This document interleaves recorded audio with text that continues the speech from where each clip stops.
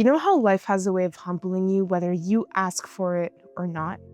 One moment things feel steady, not perfect, just steady enough that you stop bracing for impact. And then something happens. Something small or something huge. And suddenly you realize how thin the line is between I'm okay and everything just changed. And if you're being honest, you felt that before. You've had seasons where money felt comfortable, where things were flowing, where you didn't question every decision. And you've had seasons where you counted every dollar, where one unexpected hit felt personal, where you wondered how much more you could absorb.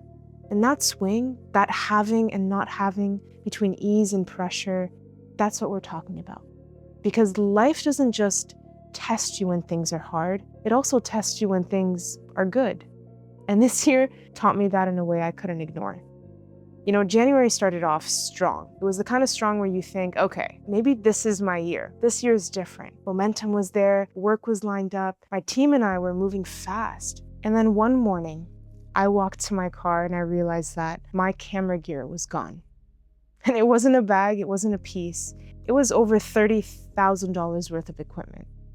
It was the exact tools I used to do my job, just gone.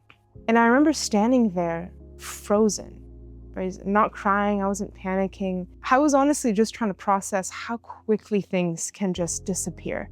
There were sessions scheduled all week. I had clients waiting and I had no buffer. So I did what I had to do. I went and I bought gear the same day at a loss because stopping just wasn't an option. And I told myself, okay, that hurt, but we're gonna rebuild. And then months later, on my birthday, it happened again.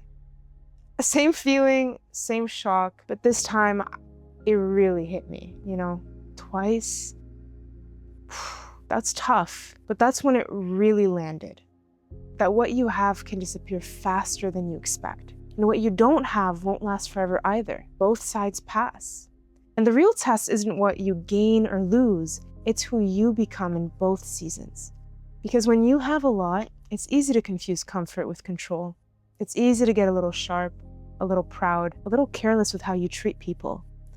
And when you have a little, it's easy to harden, to rush, to lose patience, to let fear lead.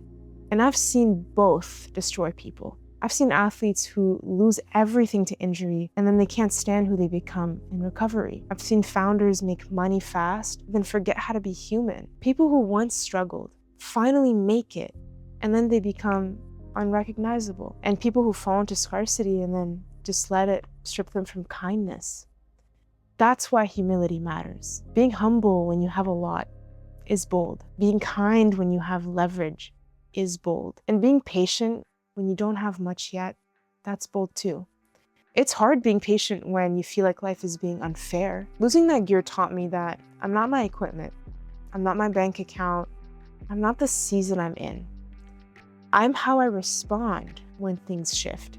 Whatever you're going through, this too shall pass. The good passes, so don't let it make you arrogant. The bad passes, so don't let it make you bitter. And if you're listening to this right now, from a place where things feel tight, where you're waiting, where you're wondering when it's your turn, this matters. Because the way you carry yourself now is the foundation of who you'll become later. And if you're in a season where things are going well, where you have money, you have momentum, security, this matters too. Because life has a funny way of checking whether success made you softer or sharper. This too shall pass isn't about minimizing your pain or downplaying your joy. It's about staying grounded through both, staying kind, staying patient, staying human. And that's bold. It's just staying steady when the season moves through you, and it will move. It always does. This is day 69 out of 100 bold. I appreciate you.